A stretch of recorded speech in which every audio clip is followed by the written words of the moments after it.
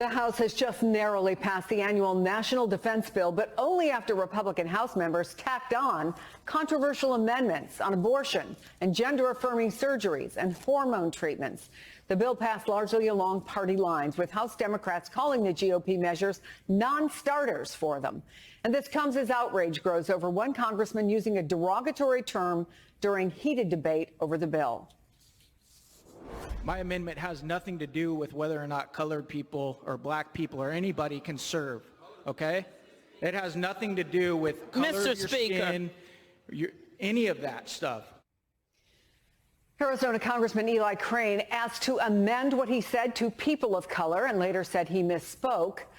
His words were stricken from the record. NBC's Sahil Kapoor is on Capitol Hill for us. Also with me, former chair of the New York State Democratic Party, Democratic strategist Basil Smikle. Sahil, what is the latest on this defense bill and the fallout from Congressman Crane's comments? Hey, Chris. Well, the House today did what Congress almost never does, which is make the military authorization bill partisan. House Republicans passed it narrowly along mostly party lines with the inclusion of these controversial provisions to restrict funding for abortion, to restrict gender-affirming care, as well as restrict diversity programs within the military. This is something that is not going to pass when it gets to the Senate, and House Democrats, who normally put up a big vote from their side on the NDAA, on the military authorization bill, almost all of them voted against it this time for the reason of those controversial provisions. Have a listen to what Minority Leader Hakeem Jeffries said about that.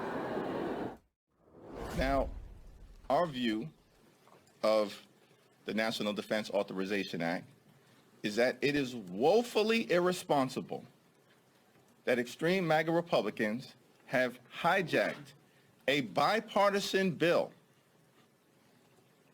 that is essential to our national security and taken it over and weaponized it in order to jam their extreme right-wing ideology down the throats of the American people.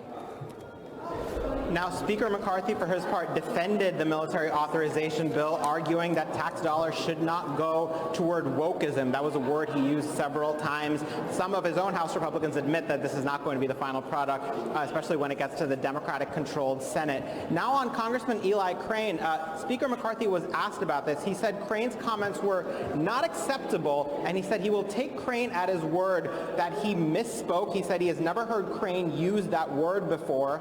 The Congressional Black Caucus was a little less forgiving of Crane. They put out a new statement, and let's show it on the screen here from the chair, Stephen Horsford, calling Crane's comment unprofessional, insensitive, unbecoming of a member of the U.S. House of Representatives. He said it smacks of vestiges of racism, proves that this is not a colorblind society, even in 2023, despite what some conservative justices say. He called on Crane to apologize and also suggested that Crane visit the diversity office in the House of Representatives to learn about the history of the term he used. Chris.